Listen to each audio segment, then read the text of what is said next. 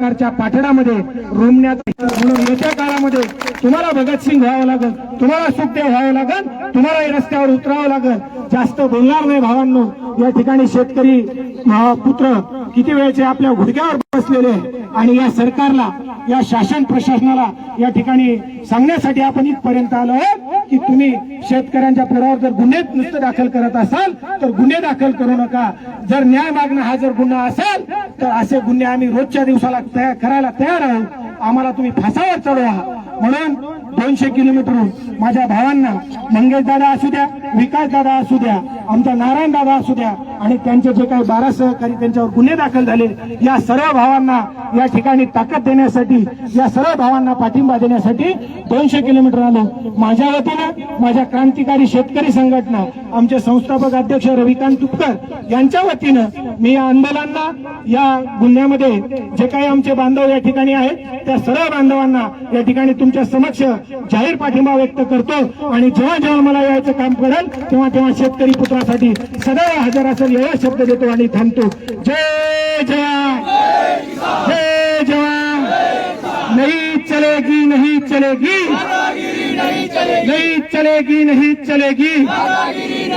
इन्कलाब, इन्कलाब, भारत माता की. धन्यवाद भैया, गजो भैया. सर्व शेतकरी खाली बसून घ्या. नाही, हे 200 किलोमीटरहून आले आपल्यासाठी. तुम्ही बसा, एक अर्धा तास द्या आणि तुम्ही असं शंड झाला म्हणून हे गुलाम आणि हे अंगुठे बाजार आपल्यावर राज्य करू लागले. तुम्ही शंड होऊ नका. या ठिकाणी आत्ताच आकाश भैया पाडळे आपल्याला मार्गदर्शन करतील. थोडक्यात करा फक्त.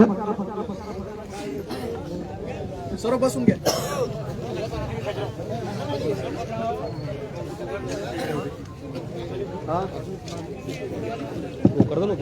सर्व पाठीमागे बसून घ्या. कोण? जय जवान, जय किसान.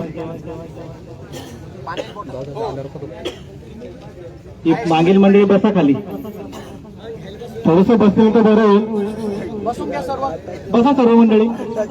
कारण हे जातीवादी सरकारला माहिती आहे की शेतकऱ्याची मुलं शेतात तर संघर्ष करतात परंतु चळवळीमध्ये रस्त्यावर आल्यावर संघर्ष करत नाही. म्हणून एक जातीवादी बडे आरामखोर आपल्यावर आणण्यात अत्याचार करतात. माझी विनंती आहे आपणास, आपण जास्तीच्या जागेवर खाली बसावं. मी सर्वप्रथम तहसील कार्यालय येथे जे आपल्या शेतकऱ्यांच्या मागणीसाठी झालेले आंदोलन आहेत, या आंदोलनाची दखल घेण्यासाठी मंगेश भाऊ सरपंच यांनी जे ढोलकी वादक जे आंदोलन केलं होतं याची दखल पूर्ण महाराष्ट्राने घेतली. पूर्ण राज्यभर मीडियाद्वारे आणि प्रत्येक लोकप्रतिनिधीच्या कानावर गेलं की इथली शेतकरी चळवळ ही चांगल्या पद्धतीने उठत आहे. हे आंदोलन परिपूर्ण चिरडण्याचं काम इथल्या स्थानिक प्रशासनाला हाताशी धरून 353 सारखे गंभीर गुन्हे दाखल करून इथल्या महाशयांनी केलेत. आता हे करायला लावणार आहे पण तुम्हाला सर्वांना माहिती आहे कोण आहेत, काय आहेत. परंतु मला एवढं सांगायचं आहे की असं होत असताना ही आपली जी शेतकऱ्यांची चळवळ आहे, कारण त्यांना माहिती आहे हे निर्लज्ज सरकार, याच्याजवळ किती आपण बोंबलून आरडलो तर त्यांच्या कानापर्यंत जात नाही.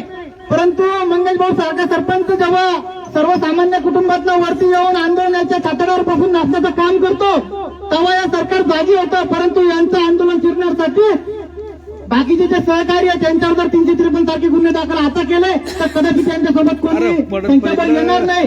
अशा या भावनेतून यांनी आंदोलनकर्त्यांवर गुन्हे दाखल केले. मित्रांनो, मागील 2 महिन्या अगोदर देखील माझ्यावर अशाच प्रकारचे गुन्हे दाखल केलेत.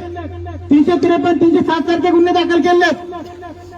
कारण या सालेबांध्यांनी या संपूर्ण भागाचं जे सत्यानाश करण्याचं काम केलंय. मित्रांनो, जे आंदोलन करेल त्याचं आंदोलन कसं दाबता येईल, कसं मोडता येईल याचे यांना परिपूर्ण आयडिया आले आहेत.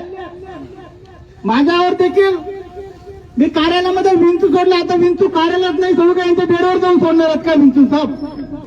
आणि एटीएमच्या कॅबिन मध्ये विंचू सोडल्या म्हणून 307 दाखल केलं. आता याच्यानंतर साफ सोडलं का 302 दाखल करते का काय? मला म्हणजे ज्यापर्यंत आपण प्रामाणिकपणाने आणि संवैधानिक मार्गाने जेव्हा मागण्या मान्य करण्यासाठी आंदोलन करतो तेव्हा आंदोलनाकडे दुर्लक्ष करता. 5-5 दिवस इथं तिनं अन्न पाण्याचे नारायण भाऊ आणि विकास भाऊंनी आंदोलन केलं. त्या आंदोलनाकडे कोणी दखल घेतली नाही, कोणी फिरकून पाहायला तयार नाही. यांच्या छाताडावर नाचल्यानंतर हे गुन्हे दाखल करता.